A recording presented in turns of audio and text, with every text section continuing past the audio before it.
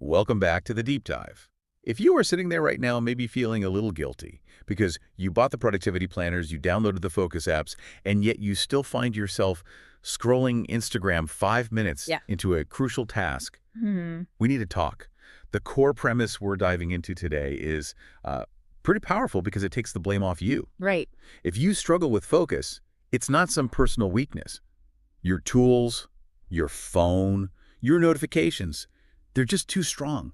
They're perfectly optimized distraction machines. And they're winning a battle you shouldn't even have to fight. Exactly. And that's why we're cutting through all that noise and all that guilt. Today, our mission is to really just extract the simple science and, I think more importantly, the counterintuitive habits from this research called the art of unwavering focus. Okay. So you, the listener, will walk away with a clear, step-by-step, 14-day protocol that, doesn't require this massive life overhaul. It just requires a bit of structure. Right? For real people. For real people with real lives. Yeah, our sources here are wonderfully practical. They kind of skip the philosophical deep end and just jump straight into these structured plans, these actionable steps to build that deep, calm focus. So let's unpack the essential mental model that really underpins everything we're going to talk about. Let's do it. Okay, let's start small. The model is this. Your attention is like a small room in your head. Okay. It's incredibly constrained. Yeah. I mean, this room can only hold about 3 to 5 meaningful chunks of information at once. 3 to 5. That's it. That's it. So think about your average workday. 10 tabs, 5 documents, a buzzing inbox. The room is full before you even start. Right. So when a tiny notification pops up, it acts like this giant shovel, Yeah. just pushing your main complex task right out of the room. And this explains why just trying to focus harder fails. Because there's no space. There's no space. The room's at capacity. And what's so fascinating here is the reframing of the effort itself. Focus is not a push. It's not about using that scarce willpower you just mentioned. Focus is actually more like clearing the hallway and closing a few doors. I like that. When you actively shrink the number of inputs, the number of things competing for that space, focus just sort of appears automatically. You don't strain for it. Wait a second. That's a huge claim. You mean I don't need willpower at all. I just need less clutter. Precisely. Willpower gets exhausted so quickly. Structure, on the other hand, is inexhaustible. And the greatest source of that mental clutter is something our sources call attention residue. Okay, what is attention residue? It's the psychological hangover you get after switching tasks. A hangover, okay. Yeah. So when you quickly switch, even for something tiny, like checking a message or a 1-minute text reply, tiny pieces of the first task stick to your mind. Oh. They're like crumbs left in your mental room. Your body is now on the new task, but your brain is still asking, did I finish that thought? Was that reply clear? Okay, should I check again? Exactly. That lingering doubt, that tiny loop of worry, it consumes capacity in the small room. And that cost is what kills your clarity. So are we talking about a massive cost here? Is the research suggesting that a 30-second text reply actually cost me, 5 full minutes of deep focus? It can be even worse, especially if the original task was complex.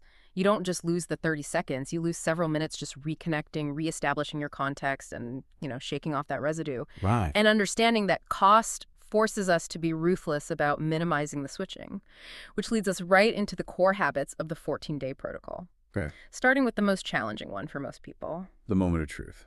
Habit 1, the phone test. This is non-negotiable for any deep work protocol. You must move your phone away, not just flipped over. Right. Even when it's visible, part of your mind is calculating the distance to it, and that consumes capacity. The best option is another room entirely. Another room. Or, failing that, a closed drawer or a locked box across the room. Distance creates that necessary mental friction. I have to challenge this, though.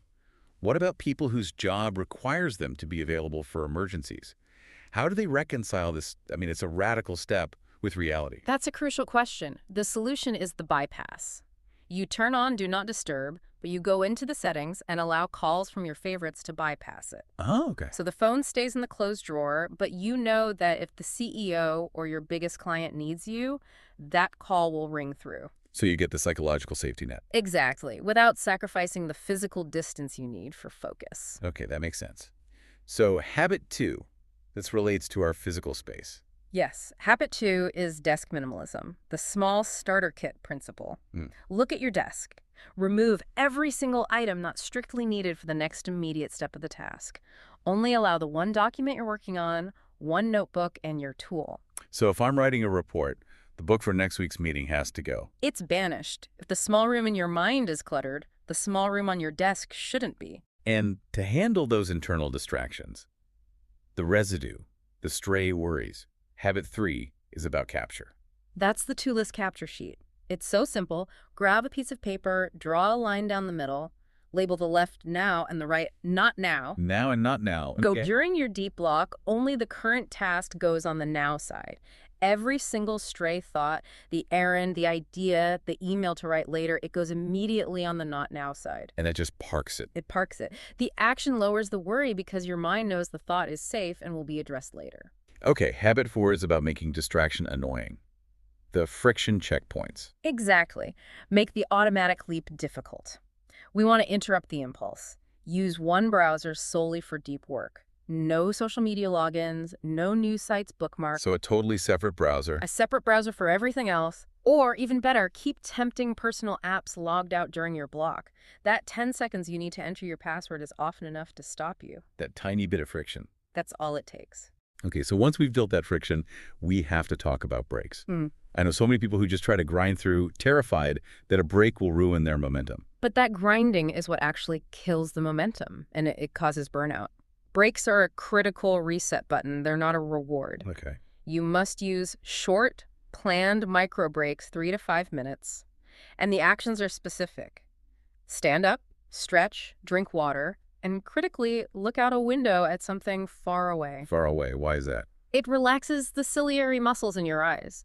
But the single non-negotiable rule is do not scroll and do not check your not now list. Got it. Okay, now for the noise outside the room. Random alerts.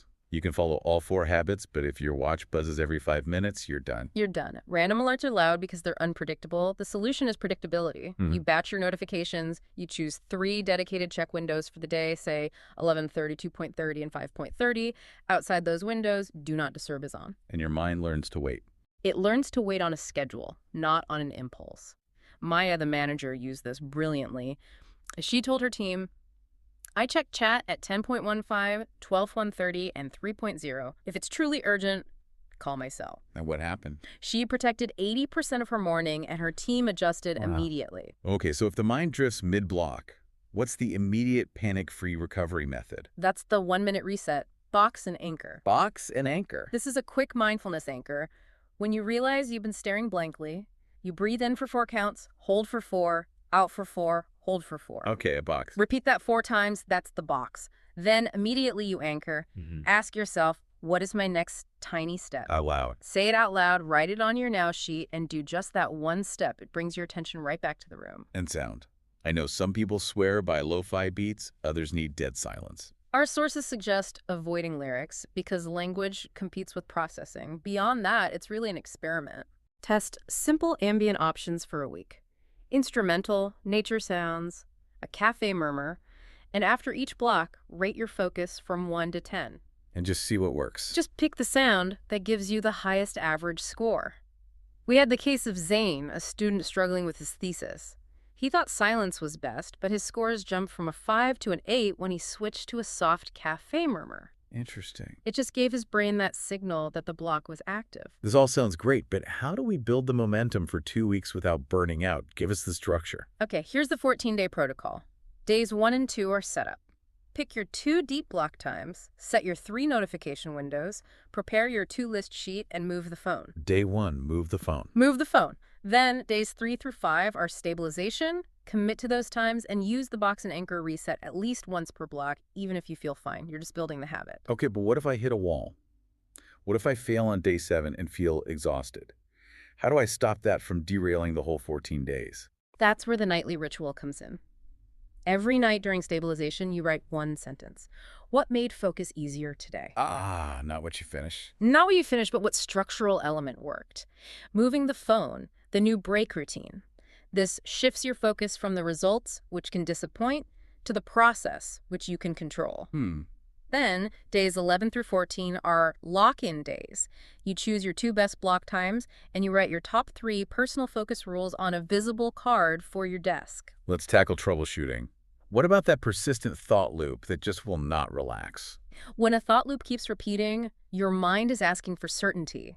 So the solution is radical detail on the not now list. Not just email, Sarah. Never just email Sarah. Write the thought in full and add a specific next step and a date, like email Sarah about the budget proposal tomorrow at 9 a.m. after checking my list. And the mind just lets it go. When it sees a solid plan, it relaxes immediately. That planning detail, that's what helped Omar, right? The junior engineer. Yes. Omar had avoided writing this complex report for 3 months. He was just overwhelmed. The resistance was huge. I've been there. By moving his phone to the hallway and using the to-list sheet, he shrank the task to just one line on the now sheet, write introduction paragraph, and parked all that fear on the not now side. And he finished it. He finished the entire report in 4 deep blocks across 2 days. The pattern is always the same. Move the phone, protect the block, park stray thoughts with detail, reset the mind, repeat. Which brings us to the importance of rituals. The 60-second start line and stop line. The start line is crucial for signaling to your brain that the room is closed. It's consistent. Open the document, write the task name, write the next tiny step, start the timer, breathe once, and begin. No more paralysis. It removes that decision paralysis. And the stop line is the guardrail preventing task bleed into your personal life. So you don't keep working. Exactly. Write one line about what you finished. Write one line about the next step for tomorrow. And then physically put your tools away. Close the laptop. That clean break protects your rest time. So what does this all mean for us? We often wait for motivation to strike before we start a task. But motivation is just a spark. Focus is what creates the result. And momentum, that's what creates motivation, not the other way around. If you adopt this structure, you gain control over your mental room, and you get the results that fuel the spark. Here is your starting mantra to use tomorrow morning. I control what is in the room. I control what waits outside the room. I will do the next tiny step now. That is enough. And a quick tip on staying accountable, find a simple pact. Just message a friend when you start your block and send a check mark when you finish. It's low-effort social support that really locks in the commitment. So here's the final challenge, just to picture the stakes. Don't aim for perfect days. Aim for protected hours. If you committed to just 2 calm, protected blocks a day for the next 2 weeks, that's 20 to 28 deep blocks of real progress. That's nearly 30 hours of focused work, completely free of attention residue. The challenge for you right now is simple. Choose your 2 block times and decide where your phone will rest for tomorrow. Begin your setup tonight. You can build these protected hours.